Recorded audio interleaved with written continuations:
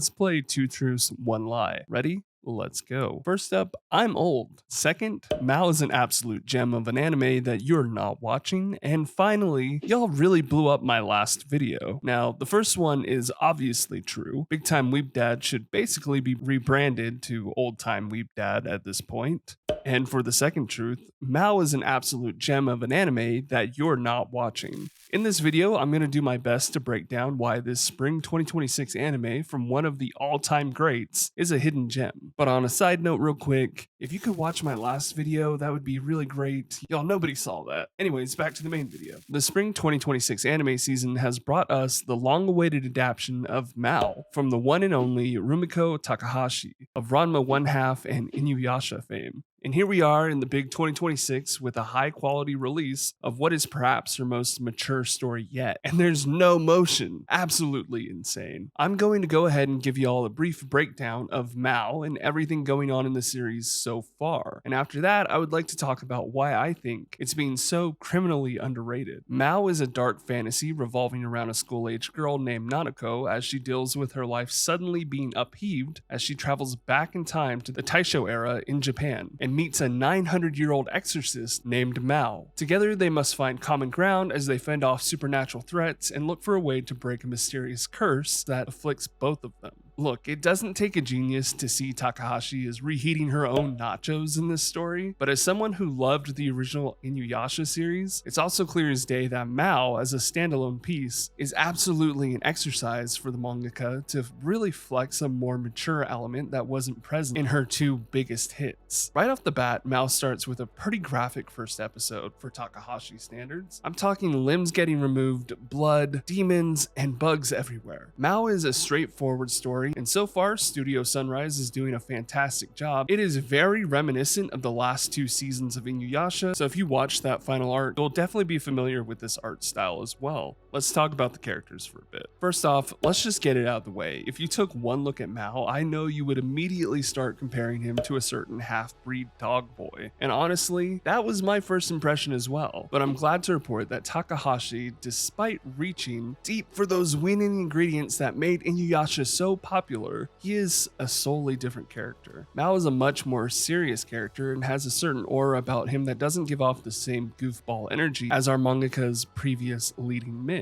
And initially I wasn't sure if I would like that. I am old and I like what I like, but Mao's much more serious yet compassionate personality was one that really grew on me. As an exorcist, he's more than capable of dealing with the big bads of the series, and he's also capable of wielding a giant sword, like a certain half-breed dog boy. His intelligence was also something that really made this leading character stand out from previous works by Takahashi. Going by Dr. Mao, he has a souliness about him that makes the character charming yet trustworthy. To continue, where Kagome was brash and wild at heart, Nanoka is her foil. She's written to be cautious and level-headed. She's been given a hard start to life with both her parents dying in a mysterious car accident that left her the sole survivor. Nanoka is independent. And from the very first episode, it's obvious there's more to her story than what's being presented, and the people in her life might know more than what they're letting off as well. With our first clue being, of course, the ridiculous smoothies that her grandfather forces Nanako to drink. Part of what makes Nanako such a great heroine is the fact that we get to see her come into her own abilities as well. A lot of the characters in Mao are written in a very straightforward way, making the entry point for new fans pretty low.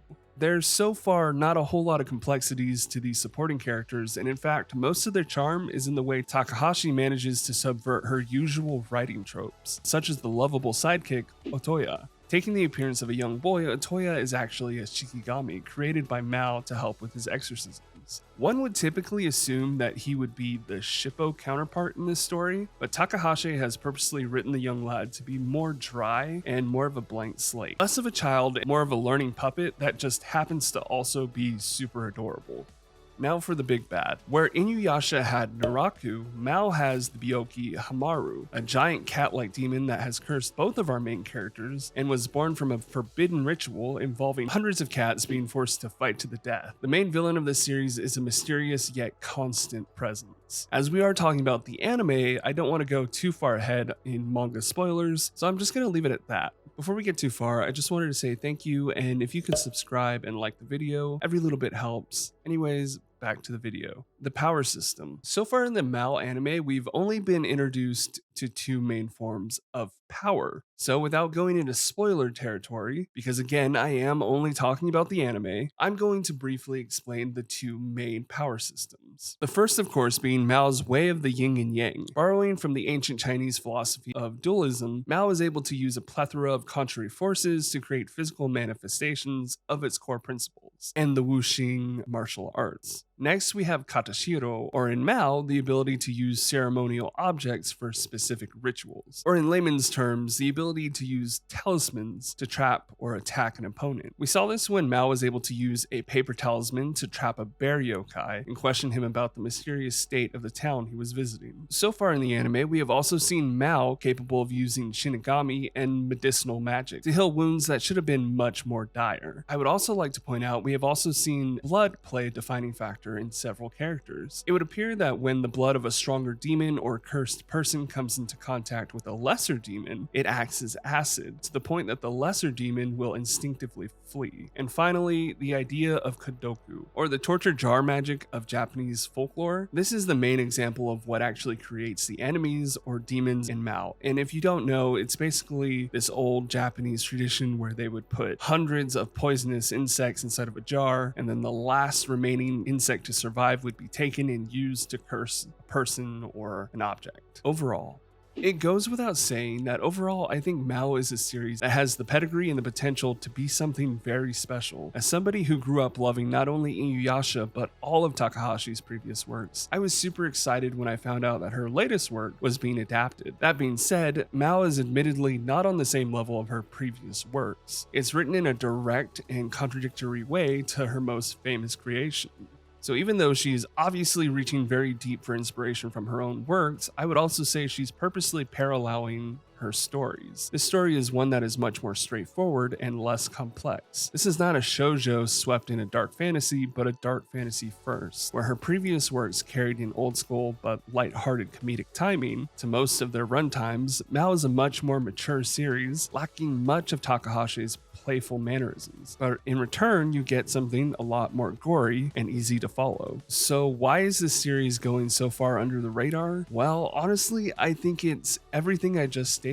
Mao is a submersive piece of work from a mangaka that has been heralded for her formulaic approach to lighthearted adventure. And to make matters worse, the format that Mao is being released in is obviously hurting its chances. I touched on it a little bit in the beginning of the video, but the works of Rumiko Takahashi are not currently on a centralized broadcast service like Crunchyroll. Instead, all of her works are considered to be lucrative and exist in a world of some of the most competitive licensing agreements. That being said, this is absolutely well earned and a direct result of Takahashi herself being one of the greatest to ever put pen to paper. But my point is, where it has helped shows like the Ranma 1/2 reboot with Netflix being able to obtain its license and giving birth to a whole new generation of Takahashi fans, including big time Weeb Mom and Son, whom had never seen the original prior to the Netflix reboot, giving it such a large platform. And of course, High Dive giving the Urusei Yatsura reboot its flowers. It showed the world that not only was there still a desire for Takahashi penned stories, but they could be profitable and that companies should bid on the works. So what happened to Mao? I think the exact goodwill that Ranma 1/2 and Yatsura received is the reason Mao isn't bigger itself. It's currently only available on Hulu, which although they do have quite the catalog of anime, it's not exactly the powerhouse that the average person thinks of for exclusive anime. But above all else, the niche or the target demographic this could really explode with, it's painfully obvious to me that it's my own demographic, which of course is the adult swim kids that woke up at 3 in the morning to Inuyasha's ending OP. And sadly, I don't think enough of my generation know or have the time to seek out this particular anime.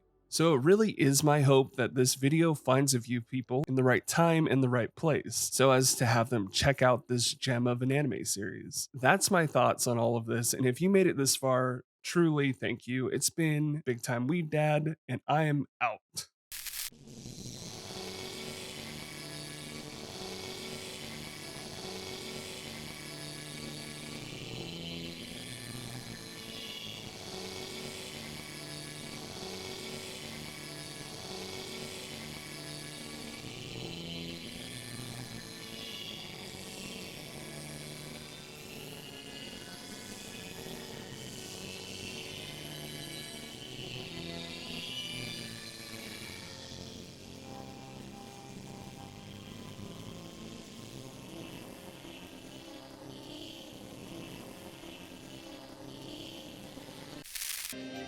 君はこれから